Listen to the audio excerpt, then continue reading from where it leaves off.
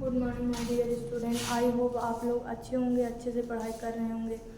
हम लोग फिजिक्स का चैप्टर 1 क्या पढ़ रहे थे? प्रकाश का परावर्तन तथा अपवर्तन पढ़ रहे थे। क्या पढ़ रहे थे? प्रकाश का परावर्तन तथा अपवर्तन पढ़ रहे थे। ये क्या है? चैप्टर 1 है। क्या है? चैप्टर 1 है और क्लास 10th का है। आज हम लोग पढ़ने जा रहे हैं पार्ट 3। क्या? पार्ट 3 मतलब कि अब ये कौन सा वीडियो है? ये पार्ट 3 है। अगर आपको कोई भी डाउट होता हो तो अगर आपको उस डाउट का क्लियर करना चाहते हैं तो क्या करें? 6387870458 पर अपने डाउट को क्लियर कर सकते हैं, क्योंकि सभी के कमेंट को पढ़ा जाता है। ठीक है, आइए बिना देरी करे हम लोग आगे चलते हैं। और अपने कोचिंग का नाम तो पता ही होगा, ABES कोचिंग क्लासेस है। आइए हम लोग कहाँ पर पढ़े थे? मतलब हम लोग ये पढ़ रहे थे, क्या पढ़ रहे थे कि अवतल दर्पण द्वारा प्रतिबिंब का बनना।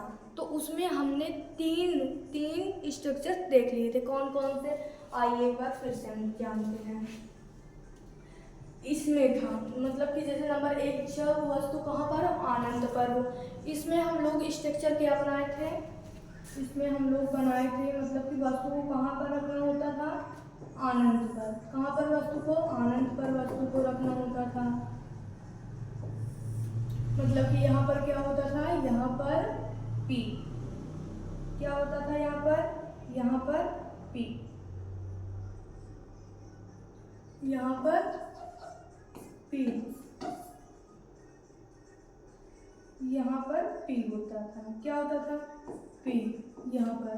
ठीक, और यहाँ पर क्या होता था? यहाँ पर F होता था। और यहाँ पर क्या होता था? यहाँ पर C होता था। मतलब बीचों बीच क्या होगा? सेंटर पर ही जो मतलब कि वक्रता केंद्र किसे कहते थे?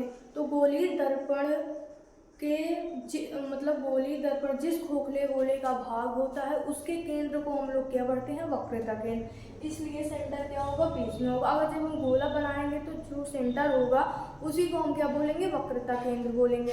आइए देखते हैं इसमें क्या था। जब वस्तु अनंत पर होती, यहाँ पर वक्रता केंद्र है, तो हम मान लें यहाँ पर क्या है? इन्फिनाइट है। क्या है? इन्फिनाइट है।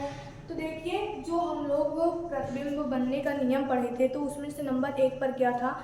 जब वस्तु मुख्य अक्ष के समांतर, जब आपतित किरणें मुख्य अक्ष के समांतर जाती हैं तो दर्पण से परावर्तन के पश्चात कहाँ से होकर जाती थी?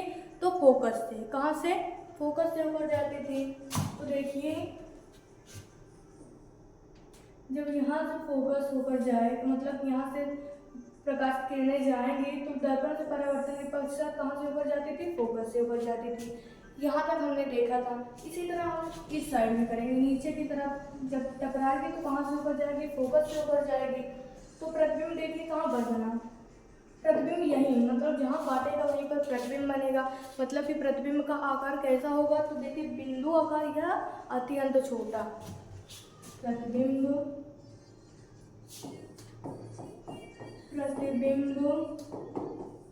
का आकार,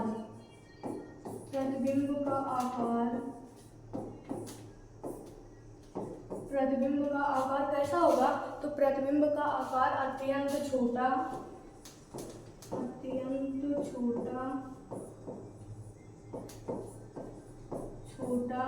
यह क्या होगा? बिंदु आकार। क्या होगा? या तो बिंदु आकार। किस आकार? बिंदु आकार का होगा। कैसा होगा? बिंदु आकार का होगा। अब देखेंगे प्रतिबिंब की स्थिति कैसी होगी। तो प्रतिबिंब की स्थिति कैसी होगी? तो यह पर, मतलब कि ये कहाँ पर बनेगा? तो यह पर बनेगा, मतलब फोकस पर ना। तो इसकी स्थिति भी क्या होगी? फोकस पर। स्थिति क्या होगी इसकी? फोकस पर,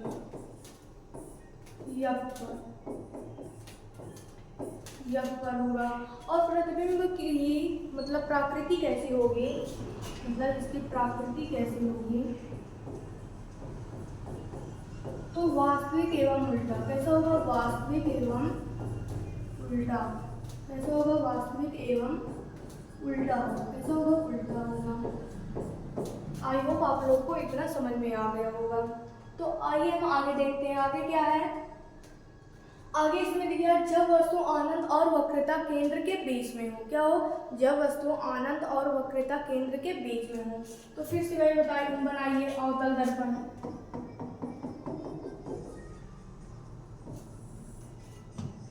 ठीक, हम बना लेंगे क्या? अवतल दर्पण। अब देखिए जो हमने देखा था, मतलब कि ये कहाँ होता है, यहाँ पर P होता है, यहाँ F होता है, यहाँ पर क्या होता है C। अब हमें वक्रता केंद्र और इन्फिनाइट के बीच में क्या रखना होगा?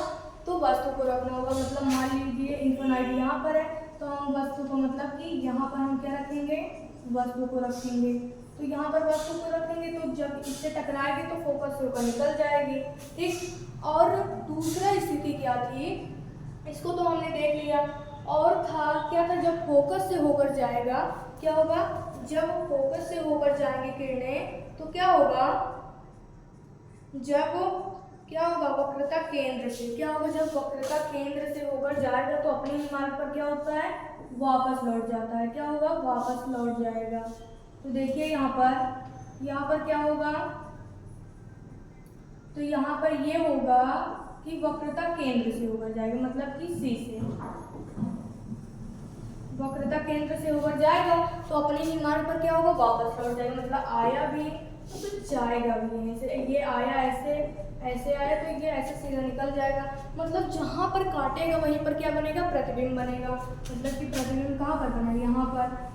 ठीक, तो प्रतिबिंब यहाँ पर बना। माने थे हम इसको A माने, इसको B माने, तो ये क्या होगा? ये A डैश होगा और ये B डैश, मतलब कि इसमें उल्टा प्रतिबिंब बनेगा। कैसे बनेगा? उल्टा। तो प्रतिबिंब की स्थिति कैसी होगी? प्रतिबिंब की स्थिति कहाँ पर होगी? तो देखिए, तो प्रतिबिंब मतलब कहाँ पर बना? F और C के बीच में ना। तो प्रतिबिंब की स्थिति क्या होगी? C एवं F के बीच, मतलब कि वक्रता केंद्र और फोकस के बीच होगी। क्या होगी? बीच होगी। आगे देखिए, इसकी स्थिति हमने देख लिया। ठीक, अब हम देखेंगे कि प्रतिबिंब का आकार कैसा होगा। क्या हम देखेंगे? प्रतिबिंब का आकार तो छोटा होगा। क्या होगा? छोटा होगा। आकार कैसा होगा? छोटा होगा। आकार छोटा होगा। क्या होगा? छोटा होगा। आगे देखिए, प्रतिबिंब की प्रकृति कैसी होगी। तो हमने बताया था अगली क्लास में कि 1 से 5 तक, मतलब कि जब अवतल दर्पण में 6 प्रतिबिंब बनेंगे, उसमें से जो 5 प्रतिबिंब होंगे उसमें क्या होगा? उसकी प्रकृति वास्तविक एवं उल्टा होगी। एक स्थिति में क्या होगी? एक स्थिति में होगी आभासी एवं सीधा होगा। क्या होगा? आभासी एवं सीधा। तो देखिए इसमें क्या होगा? प्रतिबिंब की प्रकृति इसमें होगा वास्तविक एवं उल्टा। क्या होगा? वास्तविक एवं उल्टा। वास्तविक एवं उल्टा होगा। क्या होगा? वास्तविक एवं उल्टा होगा। ठीक, अब आइए हम आगे देखते हैं। क्या देखेंगे आगे? आगे क्या है? जब वस्तु वक्रता केंद्र C पर रखी हो, मतलब वक्रता केंद्र पर हो। तो देखिए फिर से हम वही बनाएंगे।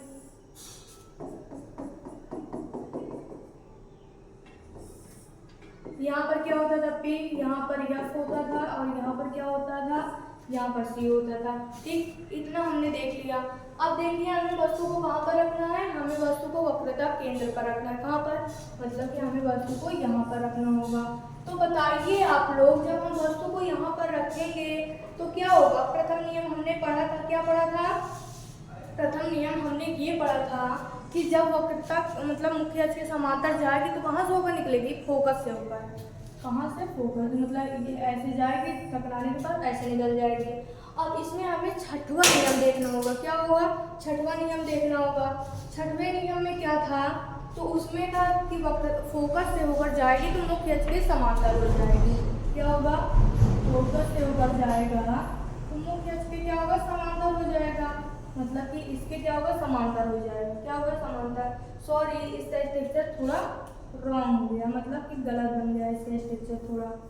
तो इसको हम मिटाकर फिर से बनाएंगे। क्या करेंगे? फिर से बनाएंगे। मतलब कि क्या होना चाहिए कि ये वक्रता केंद्र पर ही काटे। क्या हो? वक्रता केंद्र पर ही काटे। तो देखिए हम फिर से बना रहे हैं इसका स्ट्रक्चर कि वक्रता केंद्र पर ही काटे। कहाँ पर? वक्रता केंद्र पर ही काटे, मतलब कि F पर ही काटे। ठीक, तो यहाँ पर रखेंगे तो इससे टकराएगी तो कहाँ से होकर जाएगी? फोकस से। इतना हमने देखा था। अब देखिए जब वक्रता केंद्र से होकर जाएगी तो टकराएगी तो कहाँ पर, मतलब टकराने के बाद कहाँ पर मिलेगी, तो यहाँ पर वक्रता केंद्र पर मिलेगा। कहाँ पर मिलेगा, वक्रता केंद्र पर। मतलब कि क्या होगा इसमें कि इसकी वस्तु मतलब प्रतिबिंब की स्थिति कहाँ पर होगी, तो वक्रता केंद्र पर ही होगा। क्या होगा, प्रतिबिंब की स्थिति वक्रता केंद्र पर ही होगा, मतलब सी पर ही होगा। और प्रतिबिंब का आकार कैसा होगा, मतलब कि जितना वस्तु था उतना ही वो प्रतिबिंब होगा, मतलब कि वस्तु के बराबर होगा। आकार कैसा होगा, तो वस्तु के बराबर, वस्तु के बराबर। क्या होगा, वस्तु के बराबर होगा। आगे देखिए, आगे हमने क्या देखा था, तो आगे हमें ये देखेंगे कि प्रतिबिंब की प्रकृति कैसी होगी, मतलब ये कैसे दिखेगा। तो प्रकृति इसकी कैसी होगी, तो वास्तविक एवं उल्टा। कैसा, वास्तविक एवं उल्टा, वास्तविक एवं उल्टा होगा। ठीक, हमने ये 3 प्रतिबिंब हमने कल के वीडियो में डिस्कस करा था। आज हम आगे देखेंगे। आगे क्या है, आगे है चौथा। तो इसमें लिखा है जब वस्तु वक्रता केंद्र सी तथा फोकस एफ के बीच हो। क्या हो, वक्रता केंद्र सी और फोकस एफ के बीच हो। तो देखिए हम फिर से बनाएंगे, क्या बनाएंगे, अवतल दर्पण। यहाँ पर क्या होगा, P, यहाँ पर होगा F और यहाँ पर होगा C। अब हमें वस्तु C और F के बीच में ही रखना होगा। क्या होगा, इसके बीच में, मतलब कि हम कहाँ पर रखेंगे, तो हम वस्तु को यहाँ पर रखेंगे। कहाँ पर, यहाँ पर, मतलब कि इसके बीच में रखेंगे। तो यहाँ पर देखिए, जब हम वस्तु को यहाँ पर रखेंगे तो इससे टकराएगी तो ऐसे निकल जाएगी। ये क्या था, तो ये हमने पढ़ा था, क्या पढ़ा था, इसमें हमने प्रथम नियम देखा था। तो प्रथम नियम इसमें लगा है। और तीसरा नियम क्या था, जब मुख्य फोकस से होकर जाएगी तो क्या होगा, इसके समांतर हो जाएगा। क्या होगा, इसके समांतर हो जाएगा, मतलब कि ऐसे। ठीक, तो इसके क्या होगा, समांतर हो जाएगा। तो देखिए थोड़ा यहाँ पर क्या होगा, जब ये इसके समांतर होकर निकलेगा, ठीक, इसमें हमने क्या देखा, जब समांतर होकर निकलेगा तो ये इसके बाहर, मतलब वक्रता केंद्र के बाहर बनेगा। कहाँ पर बनेगा, वक्रता केंद्र के बाहर बनेगा।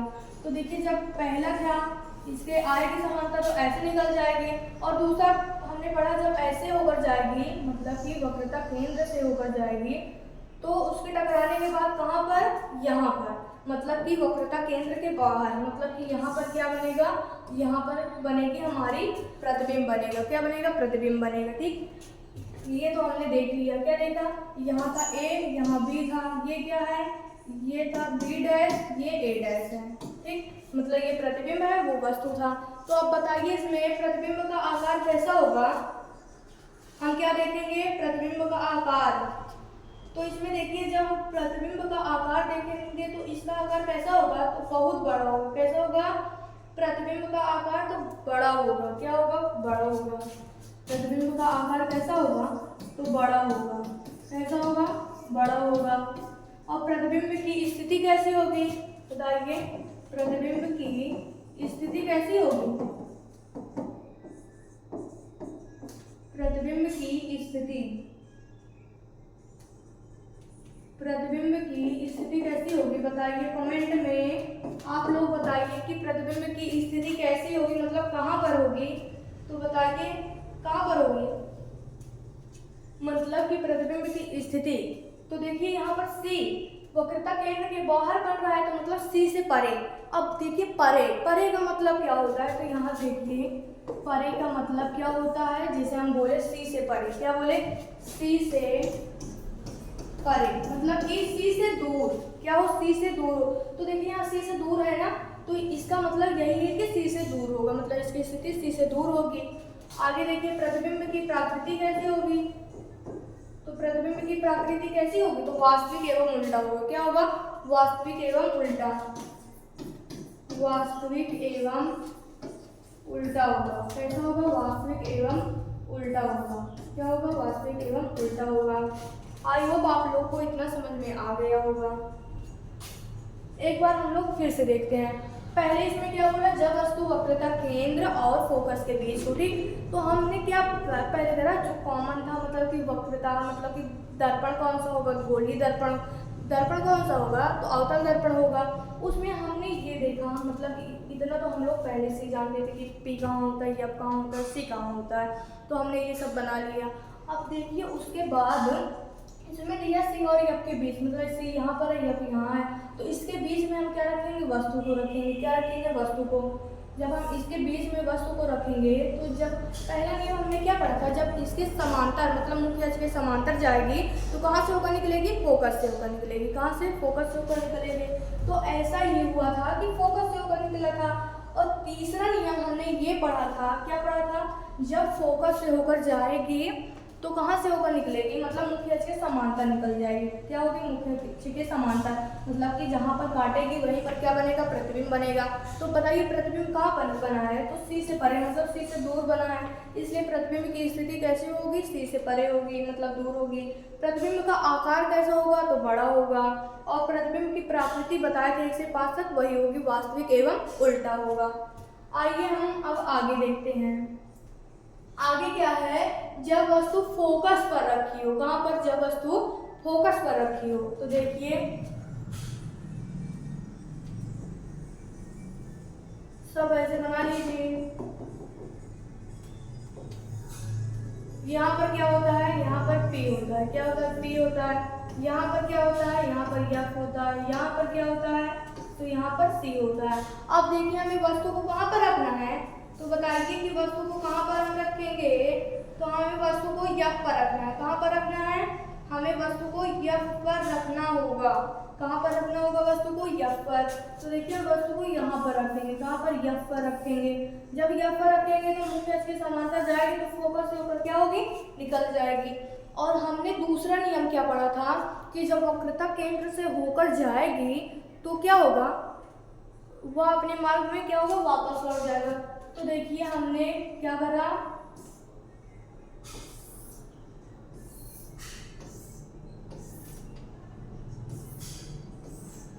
एक यहाँ से ऐसे जाएगा, ठीक, थोड़ा तिरछा बन गया है, मतलब कि एकदम सीधा जाएगा। क्या होगा, एकदम सीधा जाएगा। तो देखिए एकदम सीधा लाइन जाना चाहिए, क्या, एकदम सीधी लाइन।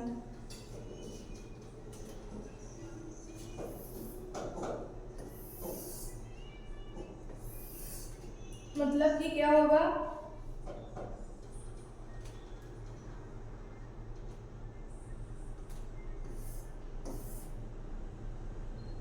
एकदम सीधा जाएगा। क्या होगा, एकदम सीधा, छूटे हुए लाइन को, क्या होगा, छूटे हुए लाइन को सीधा निकल जाएगा ऐसे, मतलब यहाँ से ऊपर जाएगा। कहाँ से, मतलब कि हम मान लें कि यहाँ पर होगा, क्या होगा, वक्रता केंद्र जहाँ पर काटेगी। तो पहले था इससे होकर जाएगा, ऐसे होकर निकल जाएगा। और इसमें देखिए ये क्या होगा, वक्रता केंद्र, मतलब C पर जाएगा। कहाँ से, C से होकर जाएगा। तो ये कौन सा है, ये इसमें मतलब कि जब वस्तु फोकस पर रखी हो तो इसमें स्ट्रक्चर ऐसा बनेगा, ठीक है। इसमें स्ट्रक्चर कैसे बनेगा, बिल्कुल सेम ऐसा ही बनेगा। मतलब कि क्या होगा, जब वस्तु वक्रता केंद्र, क्या होगा, जब वस्तु वक्रता केंद्र से होकर जाएगा तो क्या होगा, अपने ही मार्ग पे क्या होगा, वापस लौट आएगा। क्या होगा, अपने ही मार्ग में वापस लौट जाएगा, ठीक। और ये काटेंगे कहाँ पर, तो इन्फिनाइट, मतलब कि काटेंगे कहीं ना तो कहीं काटेंगे, मतलब दीवार के नीचे भी काट सकते हैं ना। तो मतलब ये काटेंगे आनंद पर, कहाँ काटेंगे, आनंद पर काटेंगे, ठीक। तो देखिए प्रतिबिंब का आकार कैसा होगा, तो इसमें प्रतिबिंब का आकार कैसा होगा, तो बहुत बड़ा। प्रतिबिंब का आकार कैसा होगा, तो बहुत बड़ा। आकार कैसा होगा, बहुत बड़ा होगा। क्या होगा, बहुत बड़ा। ये अब हमने ये नहीं देखा ना कि कहाँ पर बनेगा, जहाँ पर बना होगा तो वहीं पर प्रतिबिंब का आकार भी होगा। तो प्रतिबिंब अगर जब हम ये आनंद पर काटेंगे तो मतलब कि बहुत बड़ा बन सकता है। क्या बन सकता है, बहुत बड़ा इसका आकार हो सकता है। तो इसलिए हमने क्या करा, बहुत बड़ा लिख दिया। और प्रतिबिंब की स्थिति कहाँ पर होगी, तो आनंद पर ही होगी ना, मतलब जहाँ पर काटेगी वहीं पर उसकी स्थिति होगी। तो आनंद पर स्थिति होगी, इसकी स्थिति कहाँ पर होगी, आनंद पर, आनंद पर होगी, ठीक। और प्रतिबिंब की प्रकृति कैसी होगी, तो प्रतिबिंब की प्रकृति कैसी होगी, हमने 1 से 5 तक, ये 5वीं है, ठीक है। 1 से 5 में क्या होता है, वास्तविक एवं उल्टा होता है। तो प्रतिबिंब की प्रकृति कैसी होगी, वास्तविक एवं उल्टा। क्या होगा? वास्तविक एवं उल्टा। क्या होगा? वास्तविक एवं उल्टा होगा। ठीक, तो इस देखिए जब हमने ये स्ट्रक्चर बनाया तो हमें ये लिखना बहुत ज़रूरी है। ठीक है, हमें ये लिखना बहुत ज़रूरी है, ये इम्पॉर्टेंट में डाल देना। ठीक, इम्पॉर्टेंट में ये हमें लिखना ज़रूरी होता है। ठीक है, तो आप एग्ज़ाम में हम यही रिक्वेस्ट करेंगे, अगर आप लोग ये बनाते हैं तो इसका आकार, इसकी प्रकृति ऐसे एक को मतलब कि आयत में इसे डाल देंगे, मतलब कि इसमें लिख देंगे। ठीक है, अब देखेंगे हम लास्ट स्थिति। अब क्या होगा? जब वस्तु कहाँ पर होगी? फोकस और ध्रुव के बीच होगी। लास्ट स्थिति है छठवीं, वो भी क्या? जब वस्तु फोकस तथा ध्रुव के बीच होगी। कहाँ पर? फोकस तथा ध्रुव के बीच होगी। फिर हम वही बनाएंगे।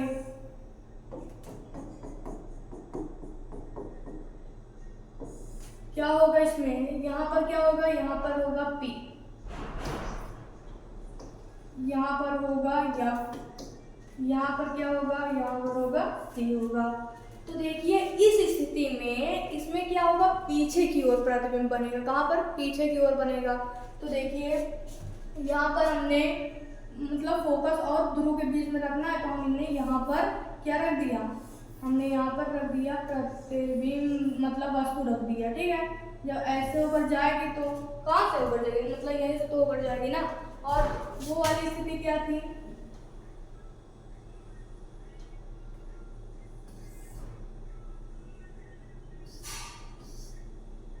ये वाली स्थिति थी। ठीक, मतलब कि फोकस ऊपर जाएगा तो वो अपने मार्ग पर वापस लौट आएगा। तो देखिए ये पीछे तो नहीं मिले ना, मतलब ये पीछे नहीं मिलेगा तो हम इसको क्या करेंगे? आगे नहीं मिला तो हम इसको क्या करेंगे? पीछे मिलाएंगे। मतलब कि ये आगे नहीं मिलेगा तो हम इसको क्या करेंगे? पीछे बनाएंगे, मतलब पीछे इसको हम मिलाएंगे। तो देखिए जब ये था मतलब इससे टकराएगा तो ऐसे डॉट डॉट डॉट डॉट ऐसे निकल जाएगा। इस तरह इसमें भी देखिए जब इससे टकराएगा तो ऐसे ऐसे ही तो जाएगा ना, मतलब जहाँ पर काटेगा वहीं पर क्या बनेगा? वहीं पर क्या बनेगा? प्रतिबिंब बनेगा। तो प्रतिबिंब क्या होगा? इसके पीछे बनेगा। तो प्रतिबिंब की स्थिति कहाँ पर होगी? तो दर्पण के पीछे। प्रतिबिंब की स्थिति, प्रतिबिंब की स्थिति ये क्या? वेरी इंपॉर्टेंट, वेरी इंपॉर्टेंट, ये बहुत पूछता है। ठीक है, ये बहुत important, very very very important है। ठीक है, तो प्रतिबिंब की स्थिति कहाँ होगी? दर्पण के पीछे, दर्पण के पीछे क्या होगी? प्रतिबिंब की स्थिति दर्पण के पीछे होगी। और प्रतिबिंब का आकार कैसा होगा? तो बताइए प्रतिबिंब का आकार कैसा होगा? कमेंट में बताइए कि प्रतिबिंब का आकार कैसा होगा? तो बड़ा होगा। क्या होगा? बड़ा होगा। और बताइए आखिरी क्या है? प्रकृति इसकी कैसी होगी? तो इसके हम बताए थे कि एक स्थिति में इसकी प्रकृति कैसी होगी, मतलब कि ये दर्पण के पीछे बना है तो ये इसकी प्रकृति कैसी होगी? आभासी एवं सीधा। तो प्रतिबिंब की प्रकृति कैसी होगी? आभासी एवं सीधा होगा। कैसा होगा? आभासी एवं सीधा। ठीक है, आभासी एवं सीधा। इसको हम इस तरफ ये लिख सकते हैं, आभासी, आभासी एवं सीधा। ठीक है, तो हमने अवतल दर्पण का तो पढ़ लिया। अब क्या देखेंगे? अवतल दर्पण के उपयोग। क्या देखेंगे? अवतल दर्पण के उपयोग देखेंगे हम लोग। क्या देखेंगे? अवतल दर्पण के उपयोग। यूज ऑफ कनकेव मिरर, मतलब कि अवतल दर्पण का उपयोग देखेंगे। तो नंबर 1 पर क्या है? फोकस और ध्रुव के बीच रखी वस्तु का सीधा व बड़ा प्रतिबिंब बनने के कारण इस दर्पण को, मतलब इस दर्पण का उपयोग कहाँ होगा? दाढ़ी बनाने में। मतलब कि अवतल दर्पण का उपयोग कहाँ होगा? दाढ़ी बनाने में होगा। नंबर 2, अवतल दर्पण का उपयोग कहाँ होगा? कान, नाक, गले की जांच करने के लिए डॉक्टरों द्वारा ये उपयोग किया जाएगा। क्या उपयोग किया जाएगा? अवतल दर्पण। ठीक है, और नंबर 3 पर देखिए अवतल दर्पण का प्रयोग टेबल लैंपों के शेडो में किया जाता है। किसमें? जो लैंप होते हैं उनके शेडो में किया जाता है। किसका उपयोग? तो किसका उपयोग किया जाता है? अवतल दर्पण। मेज के बोर्डे से भाग में अधिक प्रकाश पहुंचता है, मतलब कि इसमें है लैंपों में होता है, ठीक है। लैंपों के शेडो में किसका प्रयोग होगा, तो अवतल दर्पण का होगा। और नंबर 4 पर क्या है, परावर्तक दूरदर्शी में क्या होगा, अभिदर्शकों के द्वारा के रूप में इसका प्रयोग किया जाएगा। किसका प्रयोग किया जाएगा, तो अवतल दर्पण का किया जाएगा। नंबर 5 पर देखिए कि अवतल दर्पण का उपयोग सौर भट्टियों में सूर्य के प्रकाश को केंद्रित करने के लिए अवतल दर्पण का प्रयोग करते हैं। किसका, अवतल दर्पण का उपयोग। तो इसके उपयोग हमें ये भी इम्पोर्टेंट है, क्या है, ये भी बहुत ही इम्पोर्टेंट है, ये भी पेपर में पूछा जाता है, एग्जाम में ये पूछा जाता है, ठीक। तो आगे देखिए, अब देखेंगे हम क्या देखेंगे, उत्तल दर्पण द्वारा प्रतिबिंब का बनना। क्या देखेंगे, उत्तल दर्पण द्वारा प्रतिबिंब का बनना। तो पहली स्थिति इसमें क्या है कि जब वस्तु कहाँ पर हो, जब वस्तु अनंत पर स्थित हो, क्या हो, जब वस्तु अनंत पर स्थित हो, वहां पर हो, अनंत पर स्थित हो, तो इसमें दर्पण कौन सा होगा, तो इसमें दर्पण उत्तल होगा। क्या होगा इसमें दर्पण, इसमें दर्पण क्या होगा, उत्तल दर्पण होगा। क्या होगा, उत्तल दर्पण। यहाँ P होगा, यहाँ F होगा, यहाँ पर क्या होगा, C होगा। तो इसमें दर्पण क्या होगा, तो दर्पण इसमें उत्तल होगा। क्या होगा, तो दर्पण इसमें उत्तल होगा। तो इसमें देखिए हमने पहली स्थिति इसमें क्या पढ़ी थी, तो देखिए जब हम वस्तु को कहाँ पर रखेंगे, आनंद पर, माने हम यहाँ पर कहाँ पर रखेंगे, ये यहाँ पर आनंद है, क्या है, यहाँ पर आनंद है, ठीक। जब यहाँ पर आनंद है तो हम आनंद पर जब वस्तु को रखेंगे तो कैसा प्रतिबिंब इसमें बनेगा, तो देखिए एक बार, तो प्रतिबिंब कहाँ पर बनेगा, तो देखिए जब हम इसको लाएंगे, जब उसके बाद क्या करेंगे, इसको हम पीछे से, सॉरी देखिए इसका स्ट्रक्चर थोड़ा गलत बन गया है, ठीक। इस तरह से हम बनाएंगे, इस तरह से बना वो भी सही था, क्या बना वो भी सही ही था। यहाँ पर क्या होगा, यहाँ पर P होगा, यहाँ पर F होगा और यहाँ पर C मान लीजिए। हमें वस्तु को कहाँ पर रखना है, मतलब हम अनंत पर बनाएंगे, क्या होगा, अनंत पर रखेंगे। तो हमने वस्तु को मान लिया यहाँ पर रखेंगे, ठीक है। जब इसके मुख्य अक्ष के समांतर जाएंगी, देखिए जब इसके मुख्य अक्ष के समांतर जाएंगे तो टकराने के बाद क्या होगी, ये वापस निकल जाएंगे, ठीक। निकलेंगी मगर हमें प्रतीत होगा कि ये कहाँ से होकर जा रही हैं, फोकस से। कहाँ से होकर जा रही है, फोकस से होकर जा रही है। इसी तरह हम इसमें देखेंगे जब इसके समांतर जाएगा, टकराने के बाद ऐसे निकल जाएगा, मगर हम प्रतीत इसमें होगा कि ये कहाँ से होकर जा रहा है, फोकस से होकर जा रहा है। कहाँ से, फोकस से होकर जा रहा है। इतना समझ में आया ना आप लोगों को। तो प्रतिबिंब कहाँ पर बनेगा, F पर। तो प्रतिबिंब की स्थिति कैसी होगी, F पर होगी। प्रतिबिंब की स्थिति, प्रतिबिंब की स्थिति, प्रतिबिंब की स्थिति कहाँ पर होगी, F पर होगी। कहाँ पर होगी, F पर। और प्रतिबिंब का आकार कैसा होगा, तो बिंदु आकार होगा। कैसा होगा, बिंदु आकार। इसका आकार कैसा होगा, तो अत्यंत छोटा या बिंदु आकार। कैसा होगा, अत्यंत छोटा या बिंदु आकार। अब बताइए इसमें क्या होगा, प्रतिबिंब, मतलब कि इसमें प्रतिबिंब की प्रकृति कैसे होगी, तो आभासी एवं सीधा होता है। इसमें क्या होगा, आभासी एवं सीधा। प्रकृति कैसी होगी, तो आभासी एवं सीधा, आभासी एवं सीधा। क्या होगा, आभासी एवं सीधा होगा। क्या होगा, आभासी एवं सीधा, मतलब प्रतिबिंब की प्रकृति कैसी होगी, आभासी एवं सीधा। और प्रतिबिंब का आकार कैसा होगा, अत्यंत छोटा। और प्रतिबिंब की स्थिति कहाँ पर होगी, F पर होगी, ठीक। या आकार में बिंदु आकार भी लिख सकते हैं, ठीक है, बिंदु आकार भी। आगे देखिए, आगे इसमें है जब वस्तु अनंत, कहाँ पर हो, जब वस्तु अनंत तथा दर्पण के ध्रुव के बीच हो, मतलब इसमें हम वही बनाएंगे।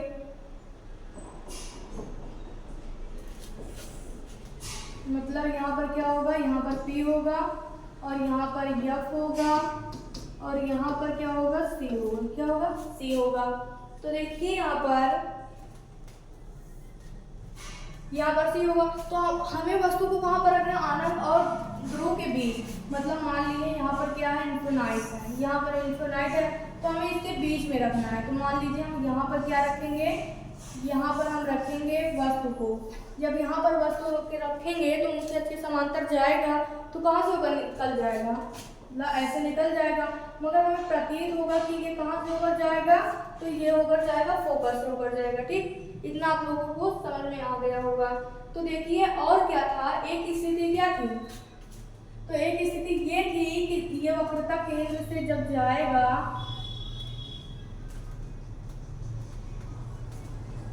मतलब कि ये मतलब कहाँ से हो जाएगा, वक्रता केंद्र से। जब वक्रता केंद्र से होकर जाएगा तो क्या होगा, मतलब वक्रता केंद्र से होकर जाएगा तो अपने मार्ग पर वापस लौट जाएगा। तो देखिए ये कहाँ पर काटा, यहाँ पर काटा ना, तो प्रतिबिंब, मतलब कि प्रतिबिंब कहाँ पर बनेगा, यहाँ पर बनेगा, मतलब कि ध्रुव और फोकस के बीच। प्रतिबिंब की स्थिति कहाँ पर होगी, प्रतिबिंब की स्थिति देखिए एक बार हम इसको फिर से अच्छे से बनाकर बताते हैं। इसको मिटा लेंगे एक बार अच्छे से, फिर बनाएंगे।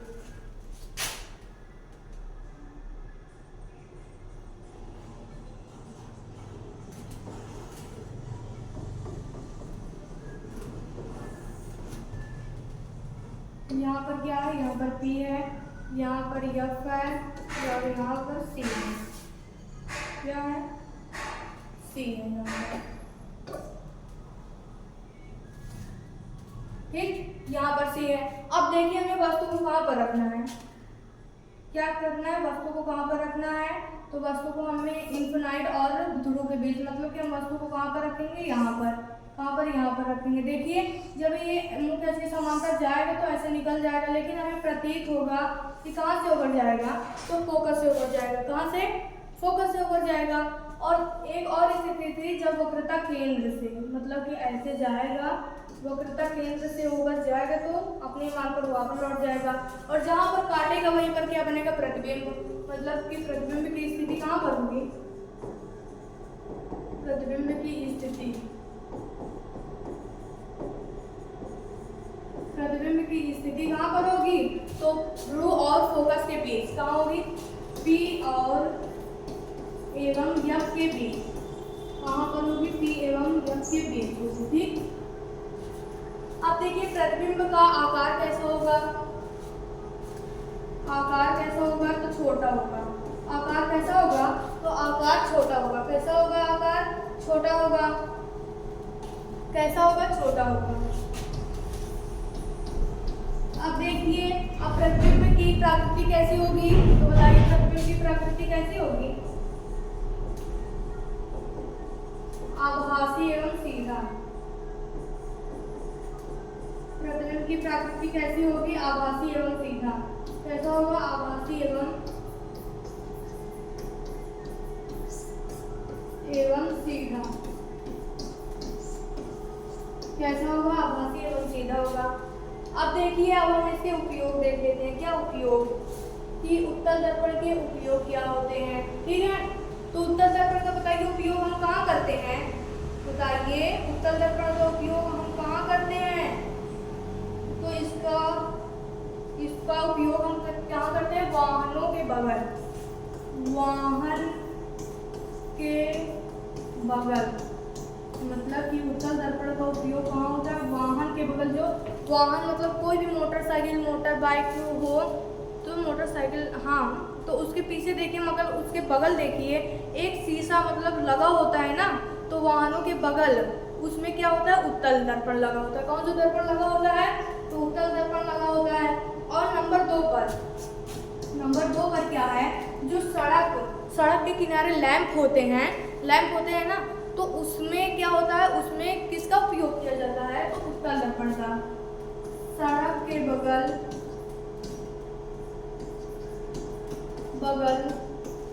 लगे लैंपों में, कहाँ पर, लैंपों में किसका प्रयोग करते हैं, तो उत्तल दर्पण का। मतलब कि एक वाहन के बगल होता है, एक उत्तल मतलब कि सड़क के किनारे लगे लैंपों में होता है। अगर आपको वीडियो पसंद आई हो तो लाइक करें, सब्सक्राइब करें और अपने दोस्तों के साथ शेयर करना मत भूलिएगा। अब मिलते हैं नेक्स्ट वीडियो में।